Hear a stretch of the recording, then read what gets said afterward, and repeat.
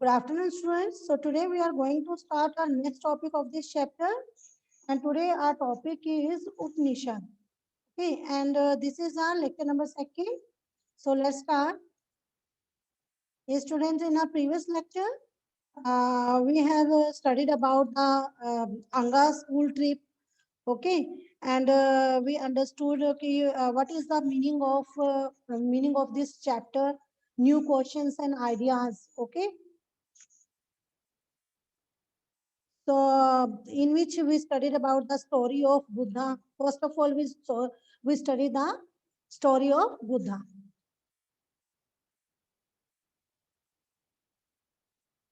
Okay. So now, today we will discuss the story of किसका गौतमी.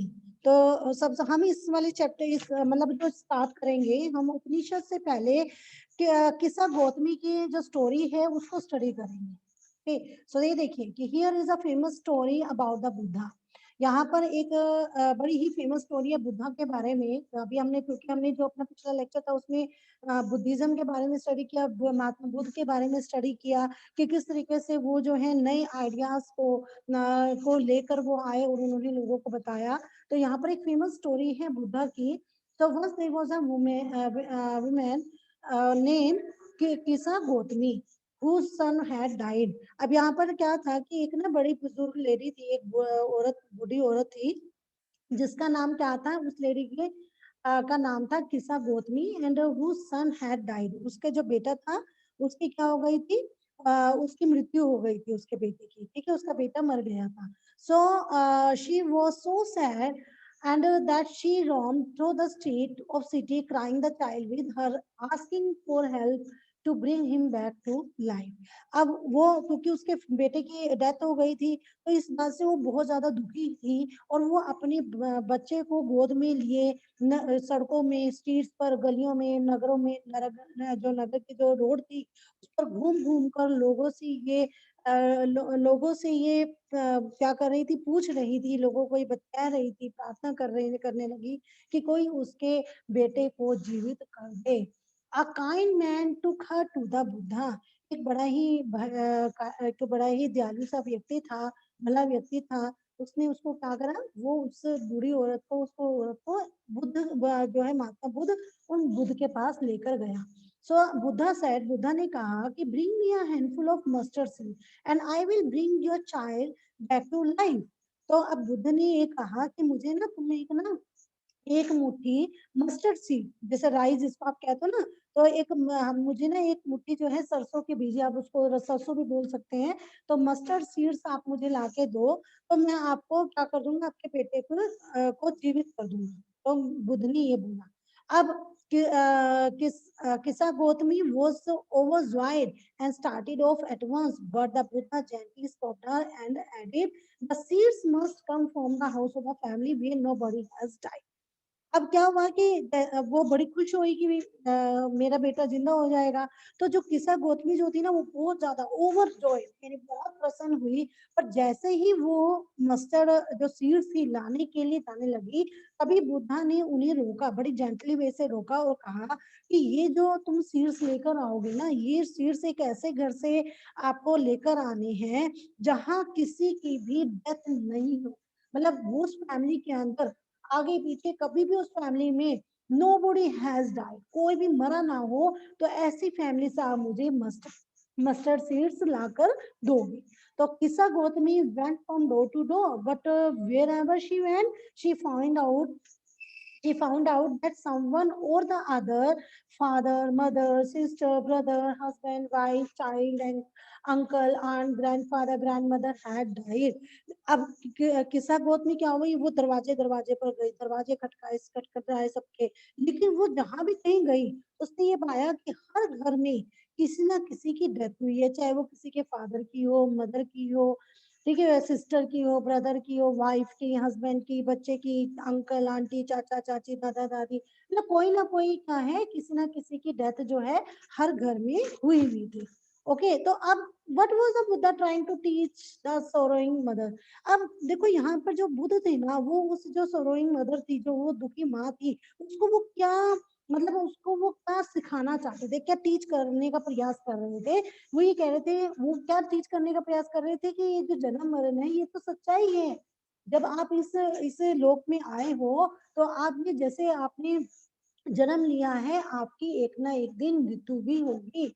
तो इसीलिए आप इस जन्म मरण के उसमें ना पड़े। आप आए हो, दुनिया में आए हो, आप अच्छे कर्म करें, ठीक है, हमेशा काइंड रहें, किसी के को दुख ना पहुंचाएं। और एक टाइम ऐसा होगा कि आपने ये दुनिया छोड़कर जाना है। तो ये कोई भी ऐसा इंसान नहीं है, कोई भी ऐसे घर नहीं है जहां पर किसी की डेथ ना हुई हो, कोई अमर होकर आया। तो उस तरीके से वो उसे कुछ जो है टीच करना चाहती थी। Okay, so now around the time that the Buddha was preaching and perhaps, sorry ये तो हो गया ना आपका।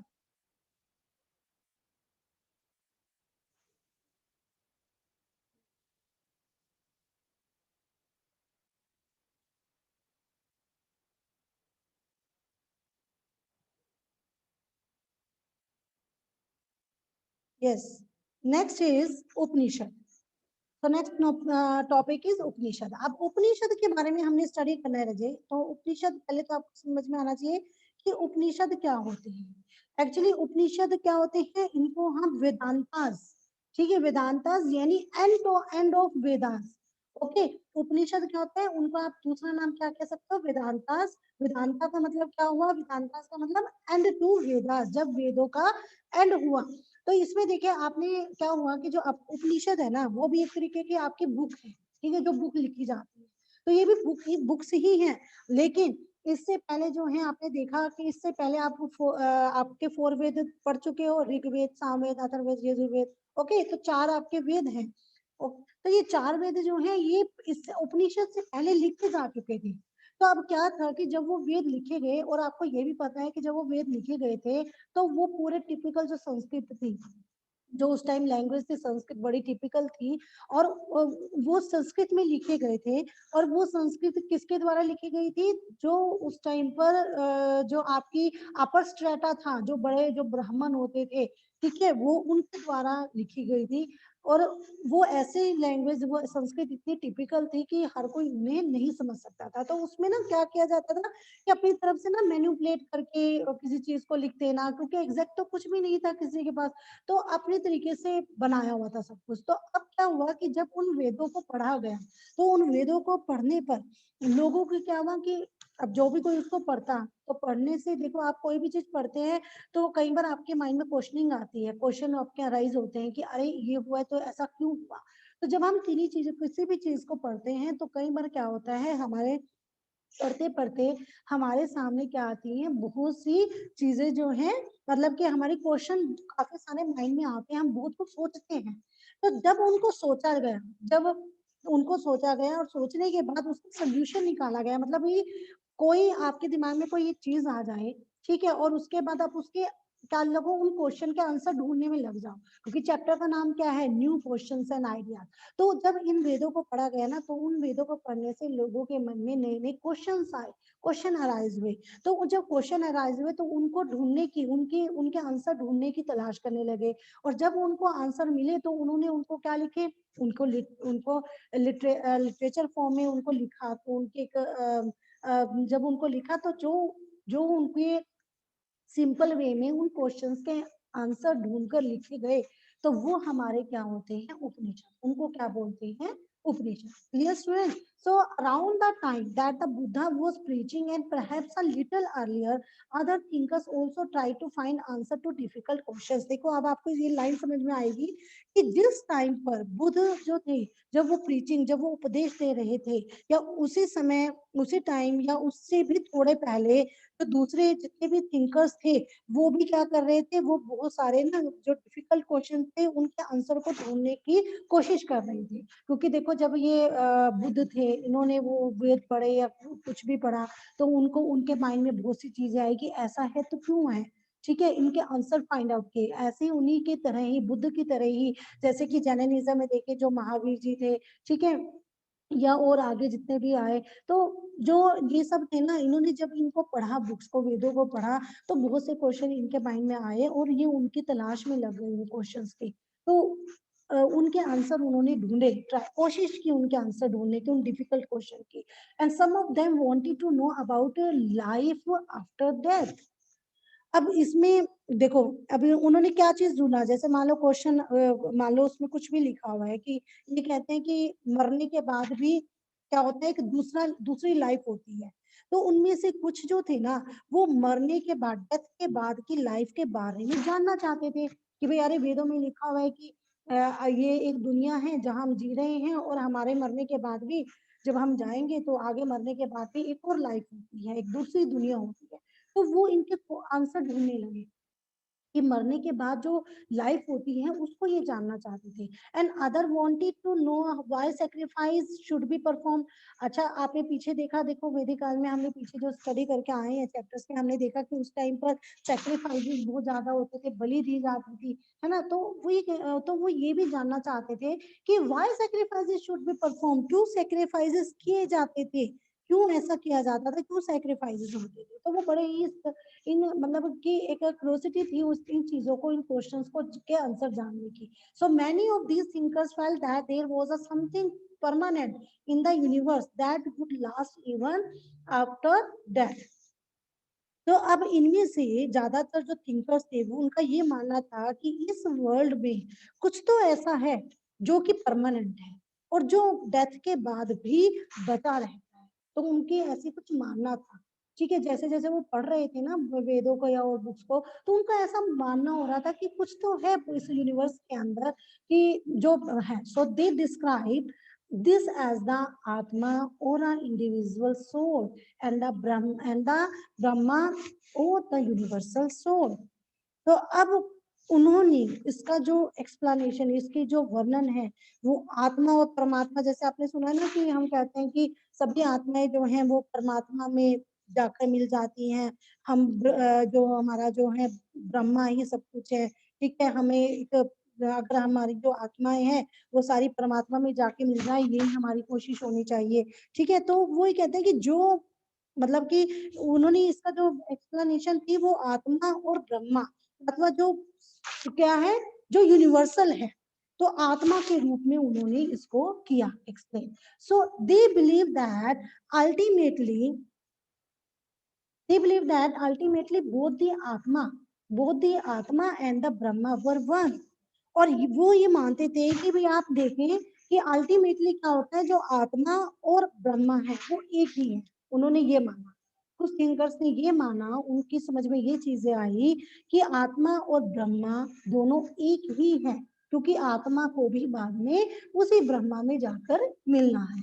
सो many of their ideas were recorded in the Upanishad. तो अभी मैंने आपको बताया ना कि उपनिषद क्या होते हैं, कि जब इस तरह की कोई चीजें पढ़ते हैं और उनसे कोई जो थिंकर्स होते हैं उनके माइंड में कई चीजें वो आती हैं, कई क्वेश्चनिंग आती हैं और उनके वो आंसर ढूंढने लगते हैं। तो जैसे उनको एक आंसर आया कि भाई ये जो आत्मा और ब्रह्मा दोनों एक ही हैं, तो उन्होंने एक आंसर ढूंढा ये। तो उन्होंने क्या करा, तो इस तरह के जो आइडियाज, कई तरह के जो ये आइडियाज है, उन्होंने उनको उपनिषद में रिकॉर्ड किया। And these were the part of later Vedic text. और ये किसका पार्ट बने, these were the part of later Vedic text. जो हमारे लेटर वैदिक टेक्स्ट है उनका ये एक पार्ट थे। ठीक है, जो उपनिषद। सो उपनिषद लिटरली मीन्स, अब उपनिषद का अगर हम मीनिंग देखें, देखो उपनिषद को अगर हम करें अलग, उपनिषद, तो उपनिषद, उपनिषद का मीनिंग देखें तो ये क्या होता है, approaching and sitting near. Approaching and sitting near यानी कि आप जैसे गुरु हैं, गुरु के समीप बैठे, वो कहते हैं अप्रोचिंग एंड सिटिंग नियर। ये क्योंकि आप जब गुरु के नीचे, जब गुरु और शिष्य हैं, जब आप गुरु के निकट निकट जाओगे, उसके पास जाकर बैठोगे और वो आपको क्या करेगा, आपको टीच करेगा, आपको समझाएगा, तो आपको क्या होगा, आपको ज्ञान प्राप्त होगा। ठीक है, तो उपनिषद में literally means approaching and sitting near. And the text contain convergence between teacher and students, often ideas were presented through simple dialogues। तो अब यहाँ पर क्या है, अभी आपको बताया कि इसके अंदर क्या है, मतलब जो उपनिषद है उसका मेन लिटरली मीनिंग क्या है कि अप्रोचिंग एंड सिटिंग नियर, यानी कि गुरु के समीप बैठना। और इन ग्रंथों में ये जो टेक्स्ट है, इन टेक्स्ट में टीचर और स्टूडेंट्स के बीच की जो कन्वर्सेशन है उसका संतुलन किया गया है इन उपनिषदों के अंदर। जो उनकी आपस में जो उनकी कन्वर्सेशन हुए है ना, वो इन टेक्स्ट के अंदर डाली गई है, इन उपनिषदों के अंदर डाली गई है। And often ideas were presented through simple dialogue. और ज्यादातर ये जो आइडियाज हैं वो जो हमारी जनरल जो सिंपल डायलॉग है उनके रूप में ये प्रेजेंट किए गए हैं। ओके,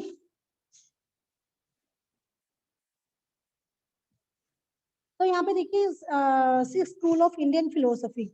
यहाँ पर आप देखिए कुछ देखें कि ये हमारे जो इंडियन फिलोसफी के सिक्स क्या है यहाँ पर, six schools of Indian philosophy. इनमें देखते हैं our centuries, India's intellectual exploration of truth has come to be represented by six systems of philosophy. These are known by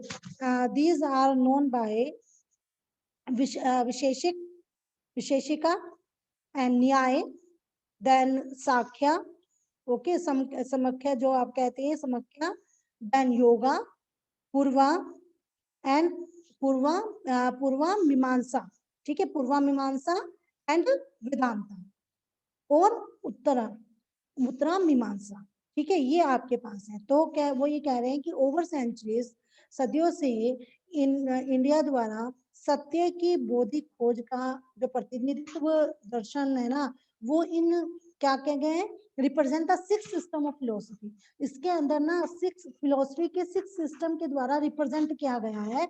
और वो कौन कौन से हैं जिनके अंदर इनके बारे में बताया गया है, वो आपके पास सिक्स जो सिस्टम ऑफ फिलोसफी है वो है विशेषिक, न्याय, साख्या, योगा, पूर्व मीमांसा और वेदांत या उत्तर मीमांसा के नाम से हमने जानते हैं। And these six systems of philosophy are said to have been founded by sages Kanada, ठीक है, सेजेस कनद, जिसको हम कहते हैं कनद, गौतमा, कपिल, पतंजलि, जैमिनी एंड व्यासा रिस्पेक्टिवली।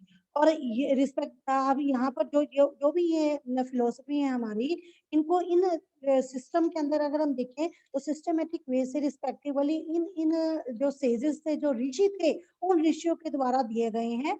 और वो ऋषि कौन कौन से हैं, पहले हैं Kanada, second Gautam, third Kapil, fourth Patanjali, fifth Jaimini and sixth Vyas. Vyas ji के द्वारा ये फिलोसफी दी गई है, ये जो सिक्स शुरू की है। So these philosophies still guide scholarly discourse in the country. और ये जो हमारे पास फिलोसफी मतलब कि जो आज भी हमारे यहाँ पर जो आज भी कंट्री में जो बौद्धिक जो बुद्धिज्म की जो डिस्कशन होती है, जो बौद्धिक चर्चा है, उसको दिशा ये देते हैं, ठीक है, तो ये आज भी दिशा देते हैं इसको। And German born British ideological Friedrich Max Muller has observed that six system of the philosophy were developed over many generations with the contribution made by the individual thinkers. So however today we find an underlying harmony in their understanding of truth, although they seems distinct from each other. तो हमारे जो German मूल के जो British हैं वो हमारे यहाँ पर जो हमारी क्या है इंडोलॉजिस्ट, जो हमारी भारत में जो फेडरिक मैक्स मूलर के अनुसार जो फिलोसफी की इन 6 ये जो 6 सिस्टम है फिलोसफी के, उनके डेवलपमेंट कई पीढ़ियों के दौरान व्यक्तिगत विचारकों के कंट्रीब्यूशन से हुआ।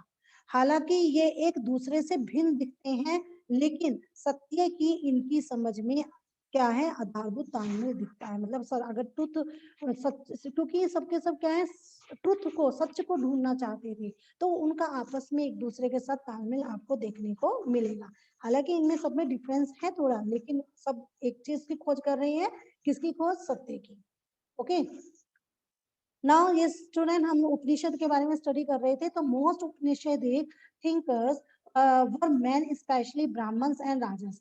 अब यहाँ पर देखिए कि यहाँ पर ना ये माना जाता है कि ज्यादातर ना जो उपनिषेदिक थिंकर्स की बात करें जिन्होंने उपनिषद लिखे, तो वो ज्यादातर ये माना जाता था कि वो कौन होते थे, वो आमतौर पर क्या तो आपके मैन, यानी जो मैन होते थे, मेल होते थे, वही होते थे। और स्पेशली उनमें भी ब्राह्मण्स और राजा जो होते थे वही उपनिषेदिक थिंकर्स होते थे। So occasionally there is a mention of women thinkers such as Gargi. हालांकि यहाँ पर कहीं कहीं आपको ना कहीं कहीं कभी कोई कोई जो आपको वो क्या देखने को मिलते हैं यहाँ पर, आपको यहाँ पर कहीं पर विमेन थिंकर भी देखने को मिलती है। जैसे कि आप यहाँ पर देखिए गार्गी का नाम मेंशन किया गया है, ये ठीक है, गार्गी का नाम मेंशन किया है। तो ये भी ना ये ना क्या थी, जो गार्गी थे ये ना बचपन से ही काफी मतलब एक ना फिलोसफर थी, ये बहुत हर एक चीज को ना बड़े गूढ़ तरीके से समझती थी, सुनती थी, क्वेश्चनिंग उनके माइंड में क्वेश्चंस आते थे, अराइज होते थे। तो इस ये बचपन से ही इनका जो माइंड था वो ऐसा था। ओके सो हालांकि ये कोई ब्राह्मण फैमिली से नहीं थी, कोई राजाओं की फैमिली से नहीं थी। So who was famous for her learning and participating in debate held in royal court. Poor people were rarely took part in this discussion. तो ये जो गार्गी थी, गार्गी ने भी उपनिषद के अंदर अपना काफी कंट्रीब्यूशन दिया। ठीक है, इन्होंने जो क्या क्या था कि जैसे ये बता रहे हैं यहाँ पर क्या बोल रहे हैं कि who was famous for her learning, वो अपनी लर्निंग के लिए काफी फेमस थी। एंड पार्टिसिपेट इन डिबेट, वो विवादों में डिबेट्स में पार्टिसिपेट किया करती थी। Held in royal court, royal court में जो रॉयल कोर्ट्स में डिबेट्स होती थी उनमें ये पार्टिसिपेट करती थी। लेकिन यहाँ पर जो पुअर पीपल होते थे, गरीब लोग होते थे, rarely took part in this discussion. बहुत ही कम होता था। यहाँ पर जो पुअर पीपल होते थे वो इस तरह की डिस्कशन में पार्टिसिपेट नहीं करती थी। So one famous exception was Satyakama जबाला। सत्यकामा जबाला, यहाँ पर देखो आपने जो है जब यहाँ पर एक नाम आया है सत्यकामा जबाला। तो अगर हम बात करें कि उपनिषदों की बात करें तो मेन जो ज्यादातर जो उपनिषद हमारे हैं 108 उपनिषद है, 108, ठीक है, 108 उपनिषद है, जिनमें से आप ये कहें कि मेन जो आप कहें कि 13 उपनिषद ही ऐसे हैं जो क्या है, जो प्रोमिनेंट है, मतलब जो मेन माने जाते हैं। और सारे छोटे छोटे उपनिषद जो हैं उनको इतनी ज्यादा इंपॉर्टेंस नहीं दी जाती, इतना ज्यादा नहीं है। तो जो सत्यकामा जबाला ने जो दिया था वो भी ये क्या है, ऐसे किसी एक उसमें से ये भी बहुत बड़ी उससे नहीं थी। सो वन फेमस एक्सेप्शन वो सत्यकामा जबाला who was named after his mother the slave women Jabali. तो ये जो जबाला थी, ठीक है, तो वो ये कह रहे हैं कि जो सत्यकामा जबाला का नाम उनकी मदर जो कि एक स्लेव थी, एक दासी थी, उनके नाम पर पड़ा। ठीक है, और he had a deep desire to learn about reality, मतलब इसकी ना बड़ी इच्छा थी कि ये रियलिटी के बारे में जानना सीखना चाहती थी, सच्चाई जानना चाहती थी, रियलिटी को समझना चाहती थी। And was accepted as a student by the Brahman teacher named Gautam. ठीक है, जो गौतम ऋषि थे ना उनके द्वारा ना उन्होंने इसको जो था इनको अपना शिष्य जो है एक्सेप्ट किया। वो उन्होंने उनको सिखाया, उसको अपना स्टूडेंट माना, अपना शिष्य बनाया। और एक चीज इनके बारे में बताई कि जब जो गौतम जी के जो ये ऋषि गौतम थे, इनके पास जब ये सत्यकामा जबाला आई तो इन्होंने पूछा कि भाई आप कौन सी फैमिली से बिलोंग करते हो, क्योंकि वो फैमिली के अकॉर्डिंगली पढ़ाया करते थे, गुरु जो होते थे फैमिली को जानकर ही पढ़ाते थे। ठीक है, तो उन्होंने पूछा तो सत्यकामा जबाला ने बताया कि वो नहीं जानती कि वो किस फैमिली से है, क्योंकि उनकी जो मदर थी वो एक स्लेव थी। तो इसलिए जब उन्होंने अपनी मदर से पूछा था कि उनके फादर कौन है, तो उन्हें उनकी मदर ने कहा कि मैं नहीं जानती कि तुम्हारा फादर कौन है। तो उन्होंने बड़ी सच्चाई के साथ गौतम ऋषि को बताया कि मुझे नहीं पता, क्योंकि मेरी मदर को ही नहीं पता कि मेरे फादर कौन है। तो गौतम जो ऋषि थे वो उनकी इसी बात से उन्होंने ये बोला कि तुमने तुमने जो है बड़ी कॉन्फिडेंटली सच बोला है, और इस तरह की जो क्वालिटी होती है ना वो एक ब्राह्मण में ही होती है। ठीक है, तो इसीलिए तुम किसी भी कुल से हो, मैं तुम्हें क्या करूंगा, टीच करूंगा।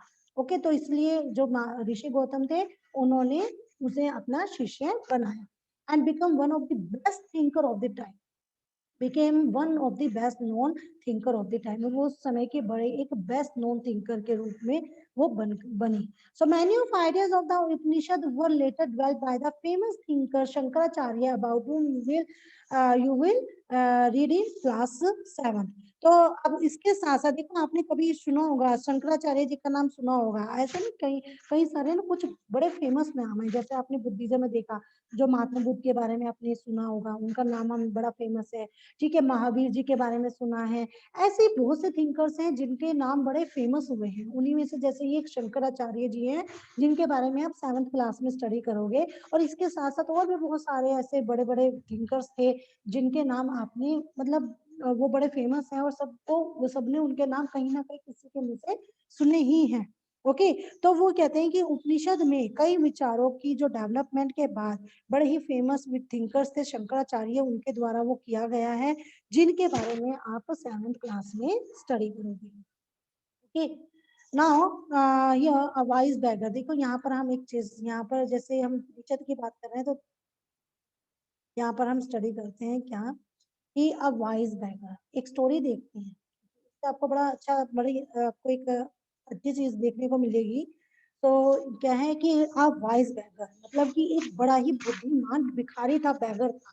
उसकी स्टोरी देखते हैं. Here are dialogue based on a story from one of the most famous उपनिषद.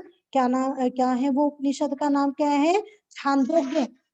ये छांदोग्य उपनिषद कि ये जो डिस्कशन है ना, ये जो डायलॉग बाजी नीचे हो रही है, ये छांदोग्य उपनिषद नाम की बड़ी ही फेमस उपनिषद है, उसकी एक स्टोरी पर बेस्ड है.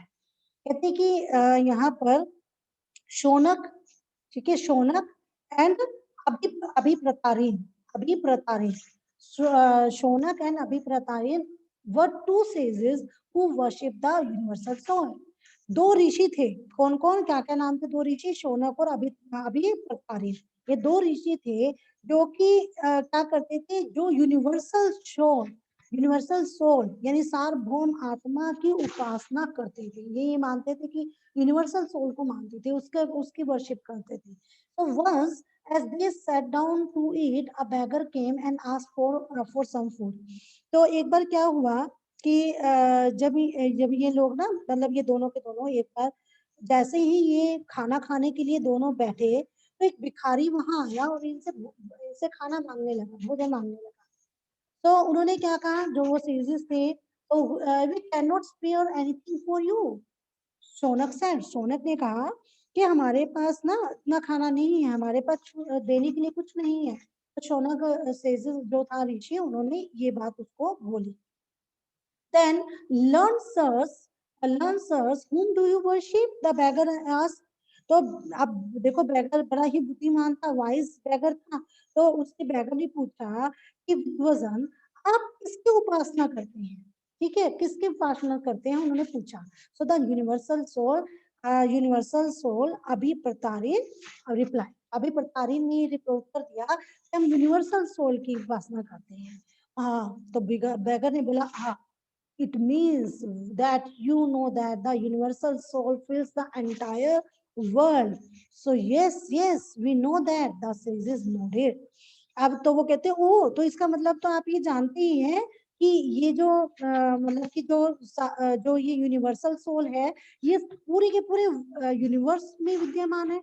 ये तो आप जानते ही होंगे अगर आप उसकी उपासना करते हैं कि पूरे एंटायर वर्ल्ड में जो यूनिवर्सल सोल जो है वो विद्यमान है. तो कहते हैं यस, हाँ, वी नो दैट, हम जानते हैं. किसने बोला ये?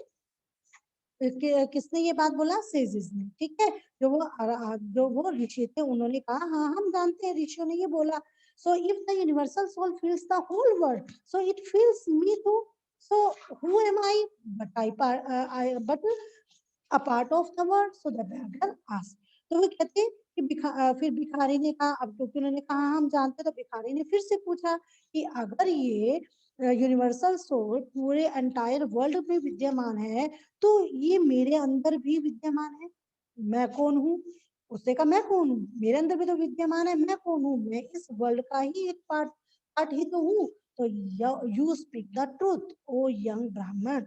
तो अब क्या हुआ, तो वो कहते कि तुम सत्य बोलते हो. उस युवा ब्राह्मण ने, ओ युवा ब्राह्मण, तुम सत्य बोलते हो. सो then O says is, so by not giving me food, you are actually denying food to the universal soul.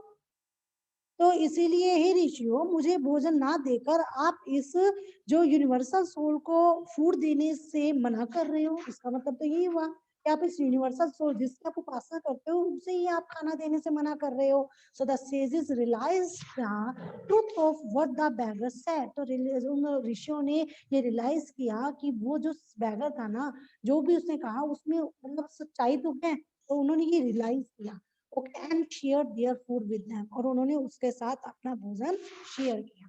तो ये देखो, तो ये क्या दिखा रहा है, देखो ये जो उपनिषद में से एक स्टोरी स्टूडेंट्स ये दिखाई गई है, डायलॉग दिखाए गए हैं। तो इस तरीके से ना क्या किया गया है कि जो पुराने जो वेद है या जो भी वो पढ़े जाते हैं, उनमें से उनके अंदर से कई सारे क्वेश्चन अराइज होते हैं, और उनको बड़े ही सिंपली उनको सिंपल करके, ठीक है, सिंप्लीफाइड करके क्वेश्चन जब माइंड में आते हैं उनके आंसर ढूंढे जाते थे थिंकर्स के द्वारा, और वो बड़े बड़े सिंपल से डायलॉग्स में इस तरीके से वो क्वेश्चन को मतलब आपके आंसर ढूंढते थे और फिर उनको रिकॉर्ड करते थे, जिन्हें उपनिषद के अंदर, जिन्हें हम क्या बोलते थे, उपनिषद। ओके स्टूडेंट्स, क्लियर है ये? So students, so tomorrow we will continue this. So that's all for today. Have a good day.